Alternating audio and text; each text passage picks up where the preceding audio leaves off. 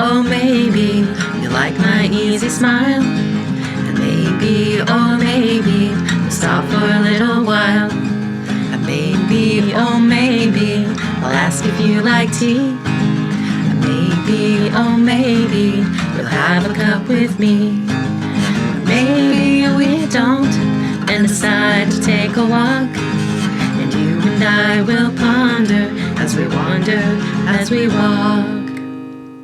Ponder While We Wander is so grateful for our first community sponsorship.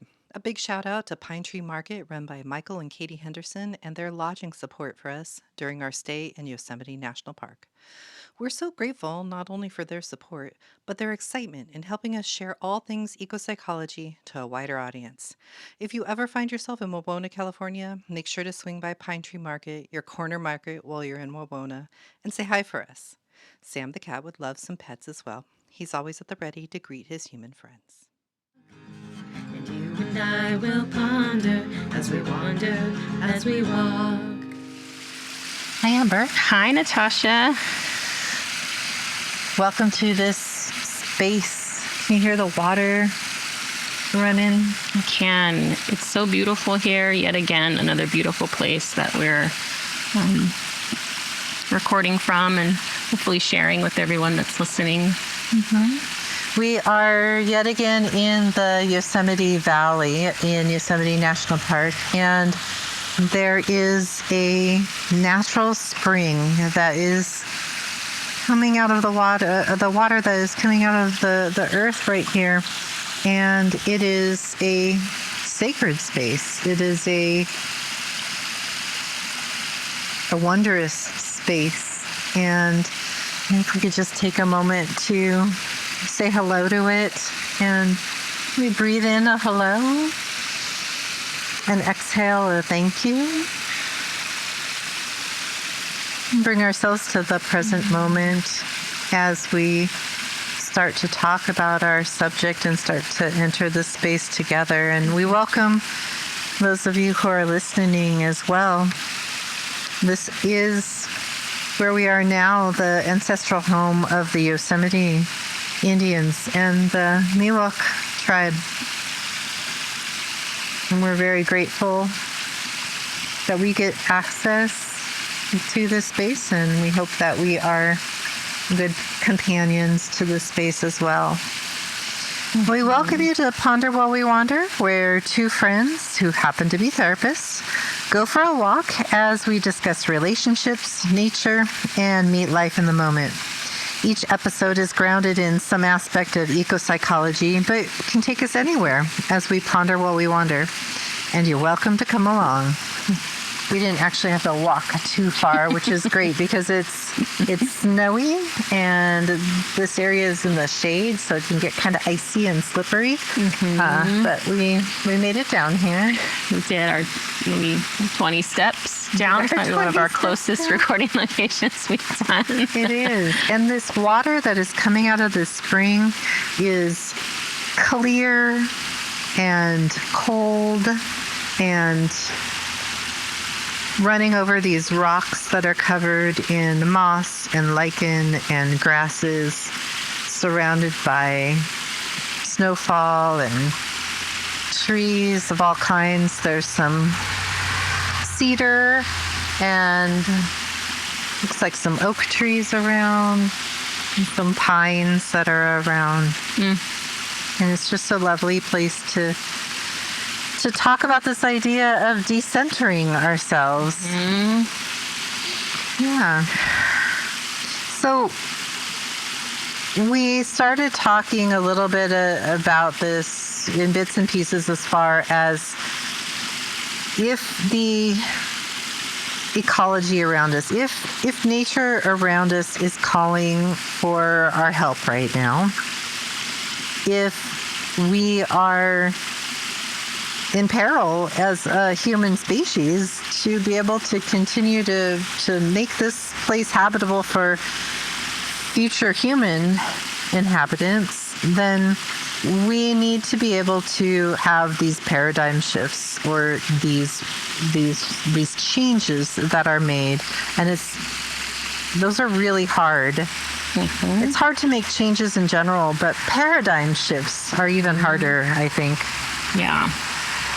And so maybe we can offer a few ways to look at this and bring that into consciousness, name it, and maybe come up with some ways that will help look at those in different ways, and then also some maybe tangible ways that you could start to work with this stuff. That's like really abstract, but It'll get more clear as we go. Well, let's get a little more clear. I like to ground this in some of the work of Jeanine Kante, who one of her books is called Returning the Self to Nature, Undoing Our Collective Narcissism and Healing Our Planet.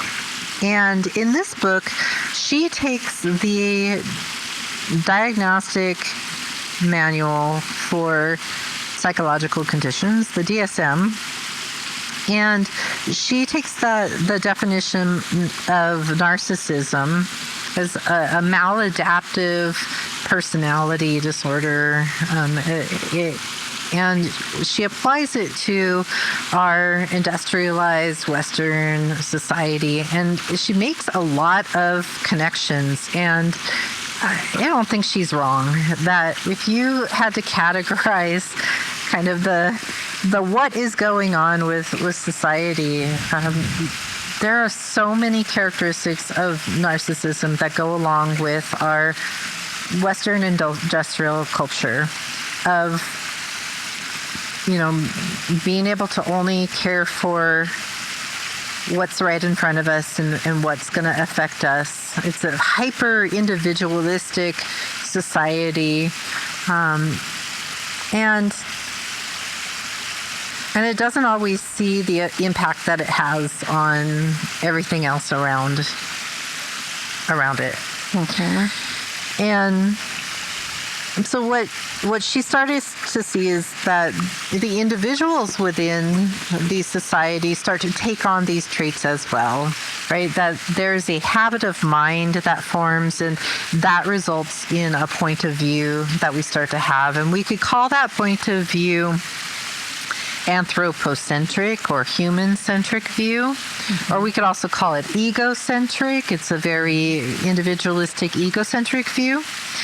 And that becomes a problem. That becomes a problem when we're trying to have a sustainable environment for not only ourselves, but for the rest of living beings on the planet. One of the things about this analogy of using the DSM and narcissism, like when you were saying how she speaks about it becoming like a perspective or like a frame of thought. Is that what you said?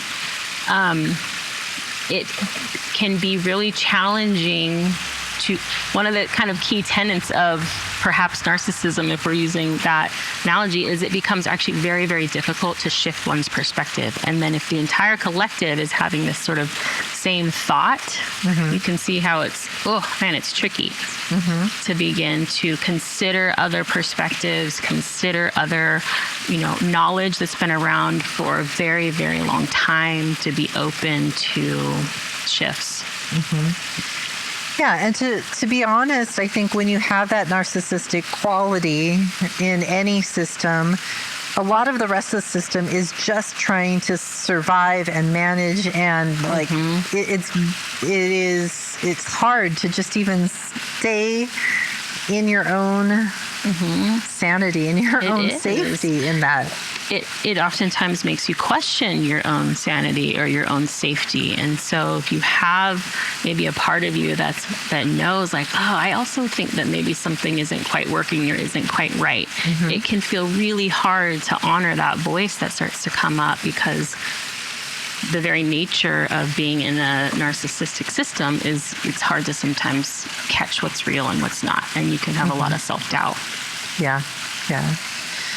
And often in the work that we do in terms of family therapy, the first person to come into therapy that is kind of told that they are the problem is called the identified patient. And really they're just a symptom of the larger collective systemic problem that's going on, whether that be in the family or it's in an academic environment or a social environment.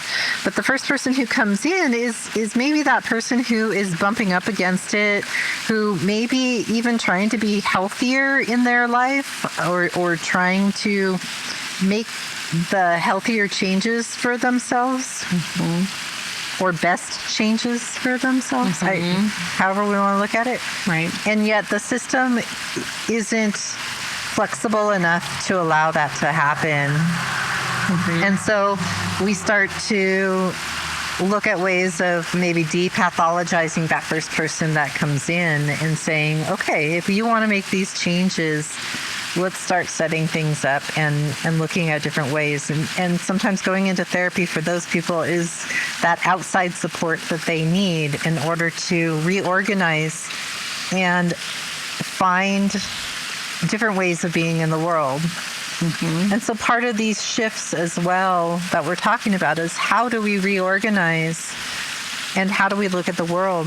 And I'm going to bring up another psychological term that is common. I think anybody who's taken an entry-level psychology, Western psychology class has heard of Maslow's hierarchy of needs.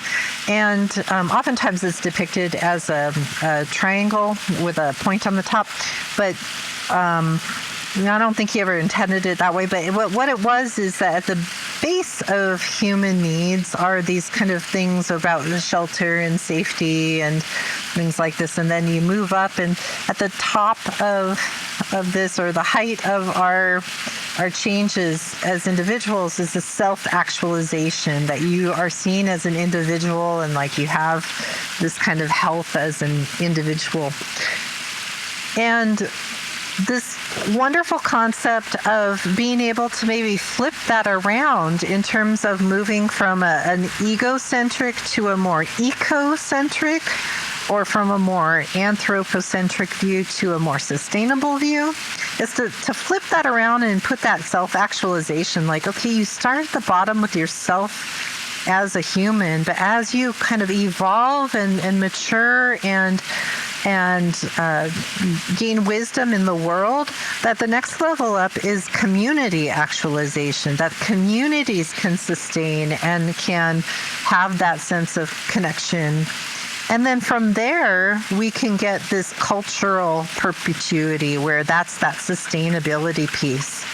And this isn't new. This comes from our First Nations. It actually comes from Blackfoot nations who this is a world view that is way more sustainable for both humans and other than human nature. And quite honestly, I don't think that in that worldview that there is any separation.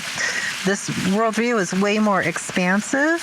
It's expansive in concept of time. It's not just about here and now, but it's about past, present, and future.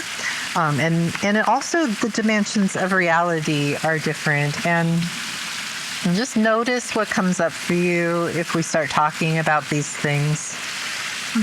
Some of the pushback that some of my colleagues have gotten when they start talking about this is, that this is starting to sound woo-woo. And I'm going to say, yeah, absolutely. This is going to sound very foreign because it's not the way that we live. It's not the way that we talk to each other like this. So just catch that and notice that as it comes up. And really what my colleague Julie Brams said the other day was like, you know what I really think is woo-woo? Like, really what I think is woo-woo is like to separate yourself out from the world in which that is supporting you and keeping life alive, and like not being able to feel that connection and that reciprocity and do what we can to make sure that that's going to be be sustainable. So given that, it's a shift from that individualistic to maybe what we might call a kinship relationship. And I'll let you talk about that a little bit more, Amber. Yeah, I mean, this goes along with more of the First Nations knowledge, traditional ecological knowledge, different ways of being and knowing about the world. But, this idea of kin relationality where we're actually all part of a family system. Like, it's not that rock over there and me over here. It's the idea that we're actually family, that we came to be in relation to each other at the same time. Parts of me are there, parts of that are here, and that we really do impact and interact with each other as a family, not as completely separate entities, me, that, us, them. And I deeply value that perspective, and I'm in my own way doing what I can to center some of that ideology even more and decenter some of the maybe more colonized ideas within me as well. But I think there is some real truth and wisdom into that. And how might that shift naturally on its own how we are caring for our natural environment, how we are managing our water sources that are so vital, if we were thinking about them as family members and how we might care for family. Yeah, as we're sitting here with this spring of life, I can imagine that the people who lived here before us and tended to the land and cared for themselves and everything around it, this spring is sacred. This would be life. Without it, without this access to clean, running, reliable water, right, life would not sustain. It would be very difficult to live in any area to not have access to that. And nowadays, when we turn on the faucet and it's easy, or we can buy a bottle of water, I think we take for granted that access, and we definitely, for the most part, are separate from where the source of that water is. So I love to give that as a little bit of an assignment for people to go look up of where, when you turn on your faucet, is the source of your water. Where does it come from? And you might be surprised that it connects you to lands that are pretty far away. Or some communities have community wells that they can tap into, or some individuals, like the one sitting across from me, has a well that they source, and the water is right there. And yet that isn't always the beginning of the source. It's like, where is the water before that? Where does it come from before that? Who has access to that? Who doesn't have access to that? So that shift from that very ego-centric, from us being in the middle of it, to being more expansive. I think about people and the animals that they live with. Like, I think a lot of people who have animals they live with would consider them family or kin, right? They put them in their holiday cards. They, make sure that they're taken care of. And so what would it be like to expand that out to other things, to a tree, to...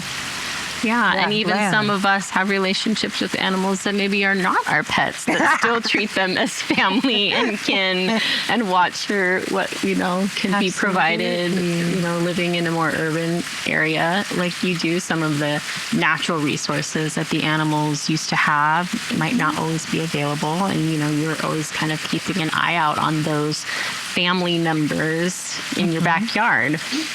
Yeah.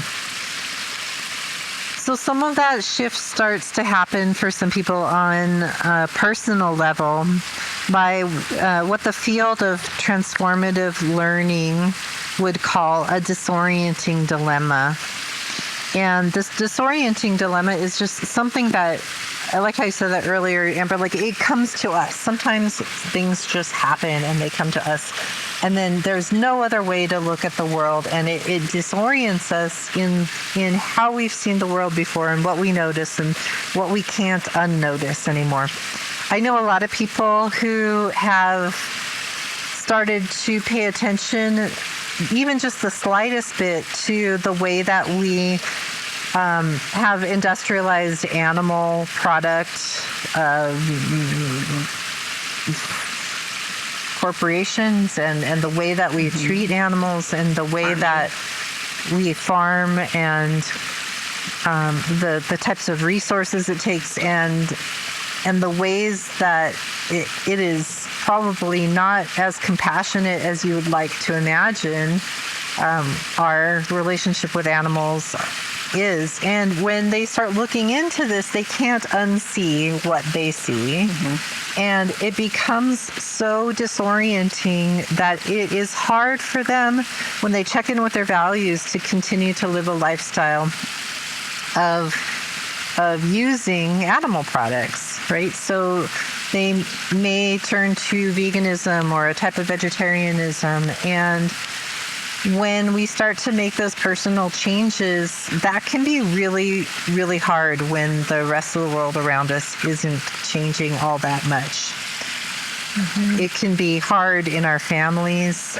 We could be labeled as the weird one, or oh my gosh, you're too sensitive, or all these kinds of things that push back against it. We may not have the community around us to know how to make our food nutritious in order to get our dietary needs. And then you brought up something else, which is it could be really expensive. It can be really expensive. It's making me think about when we were talking a little bit about the identified patient too, right? It's like, even if you are someone that can, understands or sees this dilemma or the cruelty in our industrialized meat practices, that doesn't mean, and you still are choosing to eat meat, or that's just part of what is, maybe needed for you. Like, that doesn't even mean that you can go and buy a fresh farm to table chicken or cow. Like, that, it's become so expensive to do that. Like, how to hold that, I don't know, tricky balance, that dichotomy of maybe really having a strong desire to or wanting to change the practices. And there's, the system has made it so it's very almost unattainable for a lot of people to do that, or to return to a more ecologically sound or sustainable way. And the cost isn't even always financial, although sometimes it is. The cost could also mean other relationships. The cost could also mean there's an emotional toll that it takes. These disorienting dilemmas can really affect us on some deeper levels, and being able to notice that, and even notice the desire to want to turn away as we're talking about these subjects, turn away from the discussion or not even let it come in.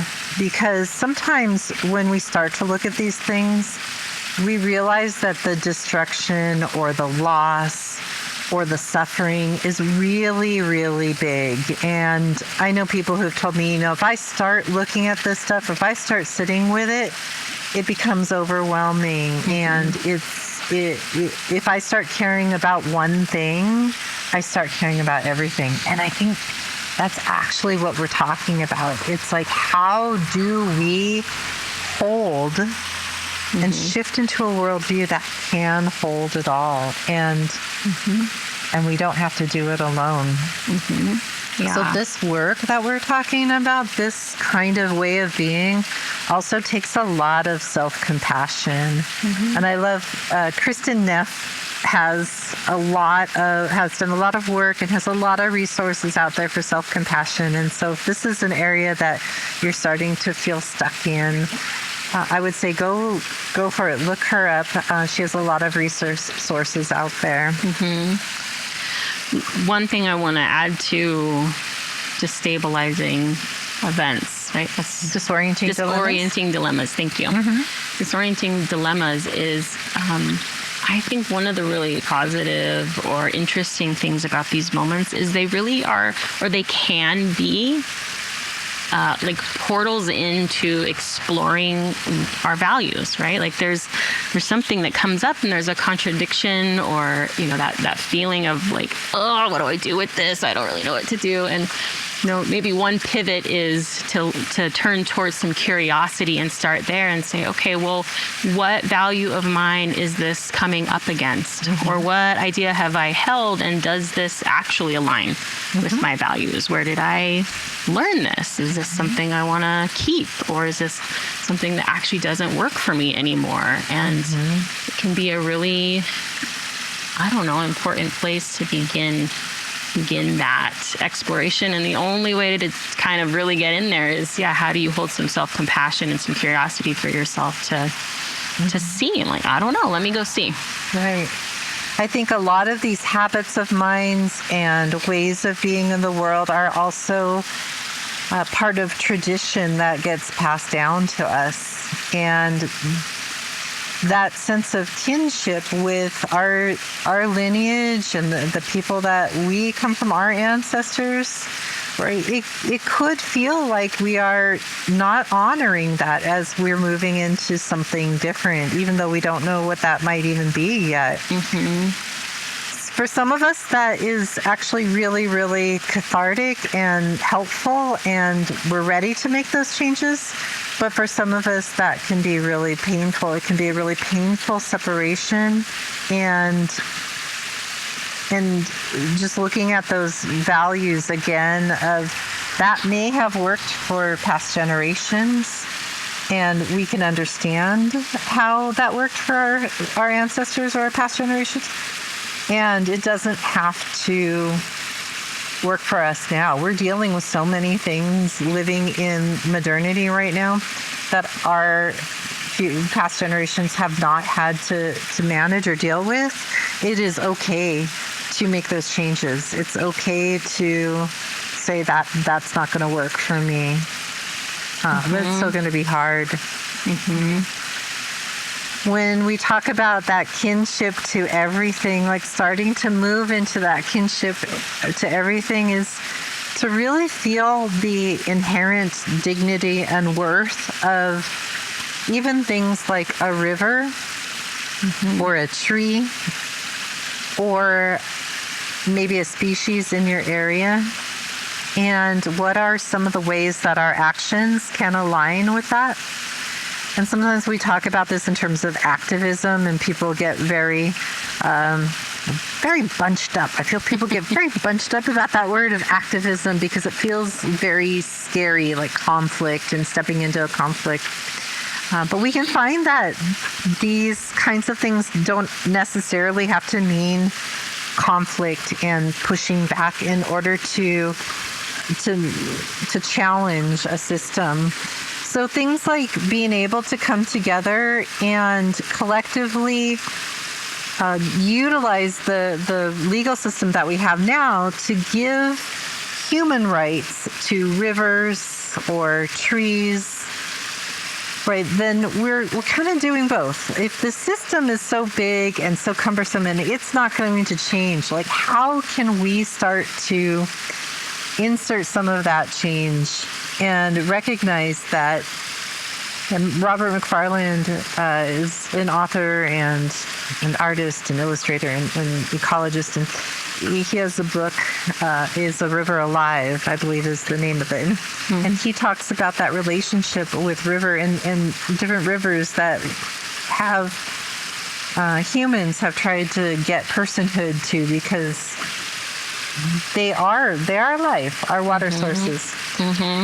Recently, there have been more and more pushbacks against data centers popping up in cities where that might take a toll on resources and really impact the lives of the people in these cities. And the hope is that this is not just happening in cities with resources, with people paying attention, but then also in cities that are under-resourced, where we may need to support our cities that are right next to us as well, and the citizens and the people who live in those communities, because it's very easy just to pass the problem along to somebody else, or say, not in my backyard, but it's going to pop up somewhere. So these are the kinds of ways of thinking, more holistic. How do we really start to have relationship with not only with rights, with what is right in front of us, but be more expansive about around that. Yeah, it's making me think about, some of us can get really interested in like our own family history, and we'll go deep diving into like, ancestry, some whatever place, so you can look up your lineages. And, I think that's very interesting. My husband thinks that's really interesting. But, one of the things that I notice about even that process is how quickly we don't know the generations before us. I was someone that actually had a great-great-grandmother alive when I was born. I got to spend time with my great-grandmothers.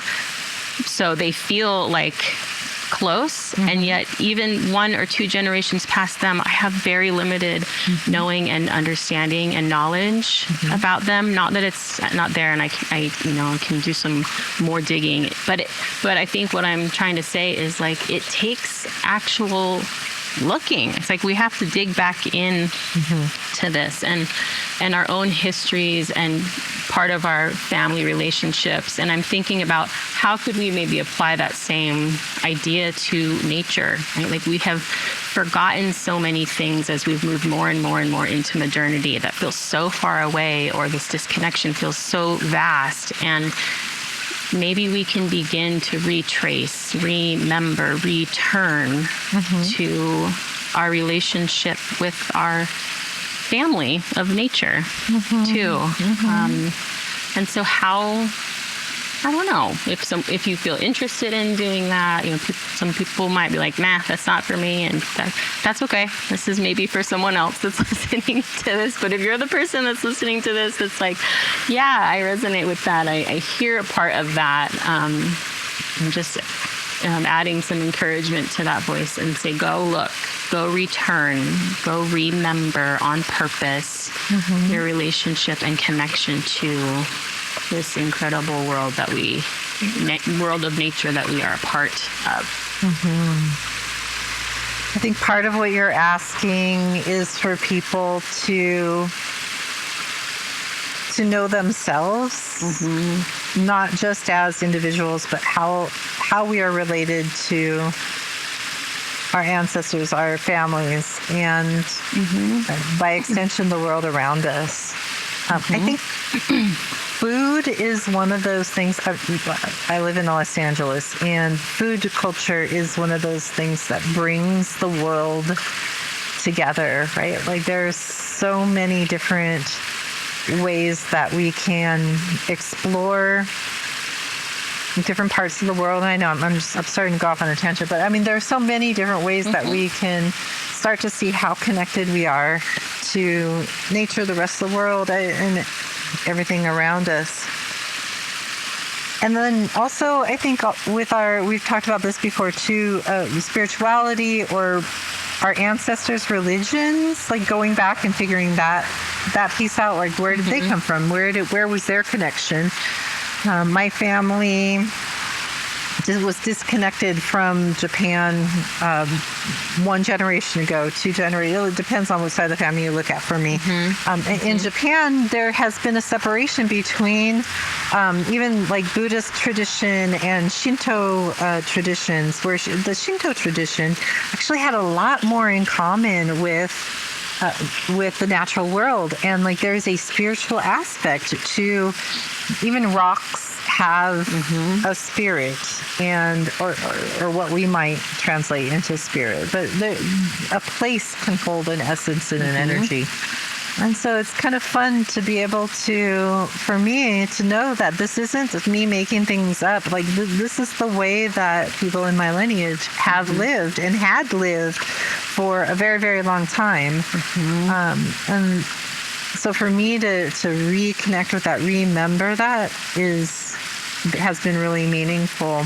And so when I think of the energy that this water here in front of us is bringing and has brought to so many people, and is still so sacred, right? It's just a miracle. It's just wonderful. It is. It's incredibly beautiful. It's a miracle. And one of the things I'm noticing about the spring too is, at the top where the water is collecting, it looks so still, as if nothing is moving.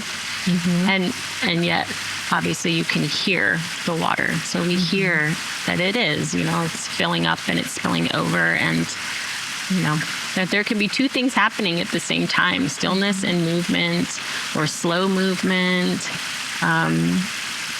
And just how we can also take maybe some support from even the spring that we're sitting next to right now. It's like not all of these changes are quick and fast, and then until they get to the point where then they start moving very quickly. So just begin the process, whatever that might be for you. I want to expand upon that. What comes up for me in this spring is the imagining that pressure under the earth here of water that is pushed up, like it's pushing up, right, against the pull of gravity to come up through this natural filtration in this space, in this spring, to be purified and to come up from the earth, to then well up and then be able to trickle down so that we can finally see it.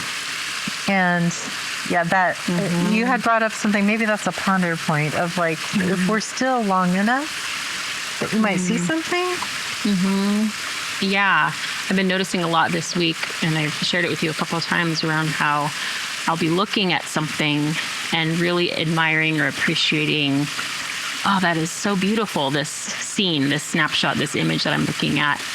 And even after looking at it for a moment, it's not until moments later that I begin to actually see what's there. Like, it's happened where I've been looking and I'm like, oh my God, there's like 10 birds here. How did I not see these birds?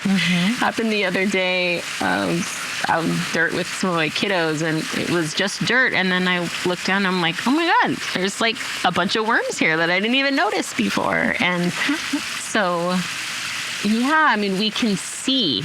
And already entering, like for me, I'm already starting from a place of looking intentionally and appreciating and having gratitude and noticing awe. And that's a beautiful place to start. And there's always this, to me, it feels like a reminder that's like, and there's more to see. So keep looking, keep remembering, keep returning.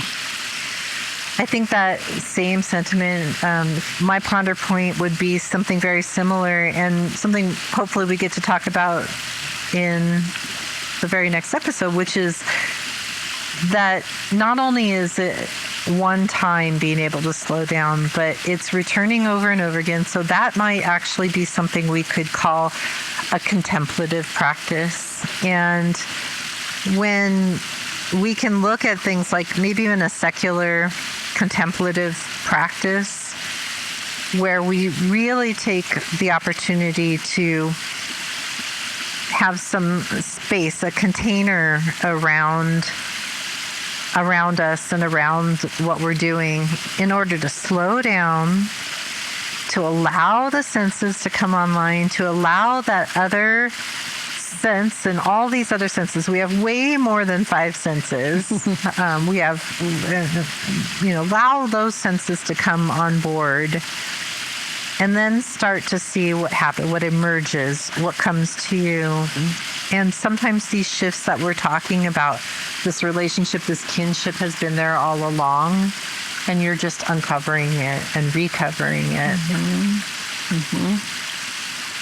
Yeah. Well, thank you for being here by this space. And we're going to maybe go get a little bit warm. Yes. I can't feel my toes right now. I know. I can start to see my breath. Maybe as a goodbye to the space, we can hum a little goodbye. Goodbye. And thank you. It was nice to visit with family today. Nice to visit. And as always, to everybody, Wander well.